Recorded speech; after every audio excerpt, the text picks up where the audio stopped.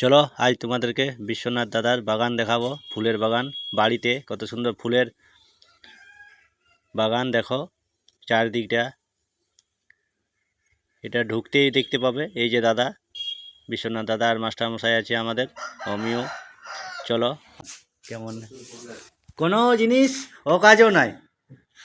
দেখো stand fan ভাঙে গেছে, তো কাজে লাগাই নিয়েছি। ফুলের টব নিয়ে কত সুন্দর লাগছে। শুধু বাড়ির সামনেটা নয়, বাড়ির পেছন দিকেও দেখো কত সুন্দর ফুলের বাগান তৈরি করেছে দাদা আমাদের। মন ভরে গেল আমার আর মাস্টারের। এই যে দেখো আমরা কত ঘোরাঘুরি করছি, ঘোরাঘুরি করার পরে এই যে রুমে আইলাম। এই যে দেখো ছাদের উপরে চলে আইলাম। ছাদের উপরে শুধু কাগজ ফুলের বাগান।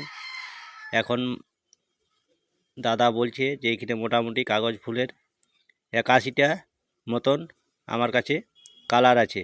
81 রকম কাগজ ফুলের কালার। দেখো প্রত্যেকটা টপে আলাদা আলাদা কালার, আলাদা আলাদা ফুল, কত সুন্দর লাগছে। দেখো মনটা ভরে গেল। যদি ছাদের উপর দেখো কত সুন্দর, খুব সুন্দর পরিবেশ তৈরি করেছে। একটা ফুলের সমারোহ দেখাতে যাচ্ছে এখানে। সত্যি খুব সুন্দর আমাকে লাগলো আশিক্ষণে। দেখো কত সুন্দর, মনে হয় যে একটা নিয়ে যাই, কিন্তু না, দাদা এত কষ্ট করে তৈরি করেছে নিজের হাতে ফুলের বাগানকে। দাদার বাগান আছে, খুব ভালো লাগছে। দেখছো দাদার বাগান এরকম সবাই করো, আমিও চেষ্টা করি। তো কি করবে, কত কাজের চাপ নিবে, তাও চেষ্টা করি। এমন ফুলের বাগান না করলেও গাছ লাগাই না। তবে ললিন ভাই আমার বাড়ি এলে না দারুণ খুশি, মানে কি বলবো, মানে সেই যে সকালবেলা দেখা, একদম একদম সকালের গল্প বিকালে আমাদের মানে আবার দেখা কি। হ্যাঁ, দারুণ,